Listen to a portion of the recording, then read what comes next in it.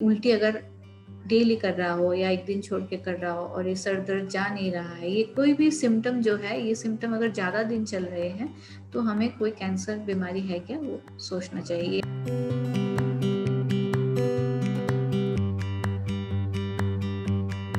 रक्त कैंसर की सिम्टम्स क्या क्या हो सकती है? इसमें क्या है, बुखार आना। अगर ये बुखार तो बहुत कारण से आ सकता है बच्चों में,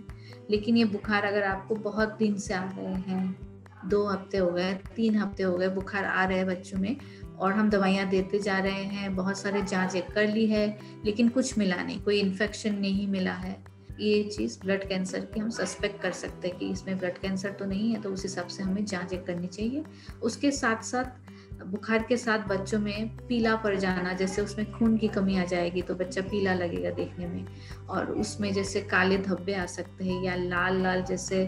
मच्छर काटते हैं तो जैसे लाल लाल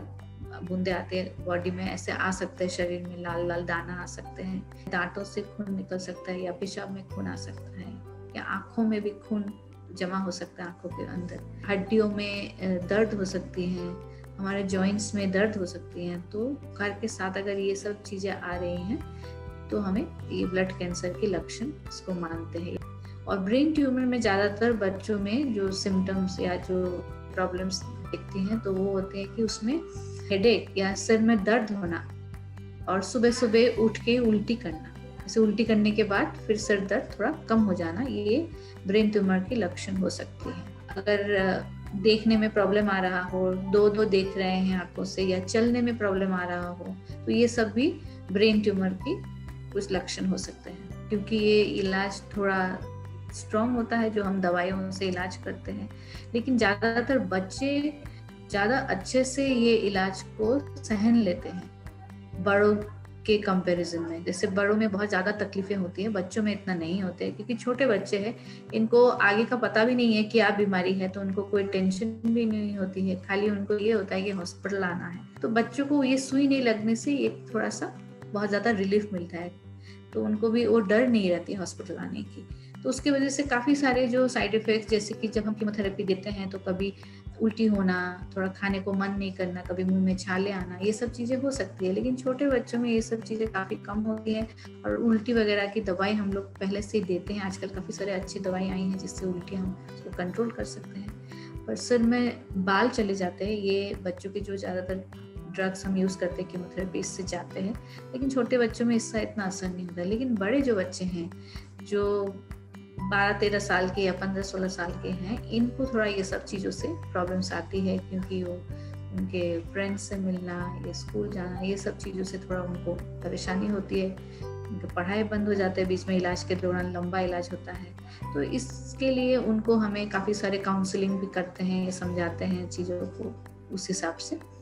और उस हिसाब से बच्चे अच्छे से हैंडल कर लेते हैं। ये सब हम बोलते हैं एक्यूट साइड इफेक्ट्स। और जो लॉन्ग टर्म साइड इफेक्ट्स होते हैं, जो आगे जाके हो जाए, क्योंकि काफ़ी सारे ये बच्चे ना ठीक हो जाते हैं और नॉर्मल ज़िंदगी जी सकते हैं आगे, तो हम ये ध्यान देते हैं कि जो 15 साल 20 साल बाद अगर कोई साइड इफेक्ट्स है, कुछ दवाई का होती है, जैसे कुछ दवाइयाँ हैं जिससे हार्ट में असर आ सकता है,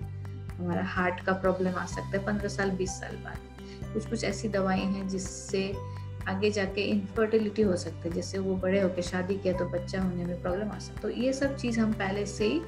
कोशिश करते हैं कि ये आगे जाके ना हो, उस हिसाब से दवाई का डोज होता है, एडजस्ट होता है। और बड़े बच्चे हैं जिसको हम कीमो स्टार्ट करने के पहले उनके बड़े बच्चों से फिर उसका सीमेन कलेक्ट करके भी उसको प्रिजर्व करते हैं। अगर लड़की है तो उसके ओवरी को प्रिजर्व किया जाता है, ओवेरियन सेल्स टिश्यू को। तो ये छोटे बच्चों में ये प्रॉब्लम ज़्यादा नहीं आती है। इलाज के बाद बच्चे को हम ये कोशिश करते हैं कि पूरा नॉर्मल एक ज़िंदगी वो जिए। जो स्कूल उनका बंद हो गया था जाना बीच में इलाज के दौरान, तो दोबारा उसको स्कूल को स्टार्ट करवाते हैं,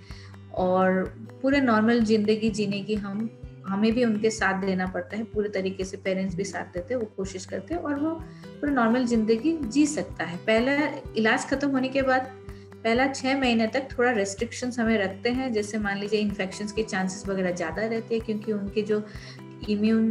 पावर है या रेजिस्टेंस पावर जो वो कम हो जाती है दवाई की वजह से, तो इसके वजह से उनको इन्फेक्शन जल्दी लग सकता है। तो थोड़ा सा वो खाने पीने में जो पहले से उन लोग ध्यान दे रहे थे वो ध्यान देना है, थोड़ा सा भीड़ भाड़ में नहीं जाना है। तो ये चीज़ें रिस्ट्रिक्शन थोड़ा और 6 महीने तक हम बोलते हैं कि अब रखिए, लेकिन नॉर्मल जिंदगी पूरा जी सकते हैं। कैंसर में जैसे मान लीजिए ब्रेन ट्यूमर में, उसमें इलाज की जो हम इलाज देते हैं, रेडिएशन थेरेपी देते हैं, तो ये सब की वजह से सर्जरी होती है ब्रेन में। तो कभी कभी बच्चों के कद जो है वो थोड़ा सा कम होता है, हाइट गेन कम होता है ऐसे बच्चों में, पर हर बच्चों में नहीं है, उसके डिपेंड करते कौन सा एज में हुआ है। ऐसे ग्रोइंग एज में कभी हमने उसमें स्पाइन में रेडिएशन दे दिया तो कद कम हो जाती है।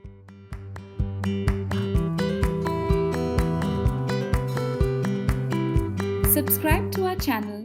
and press the bell icon for more videos on cancer care.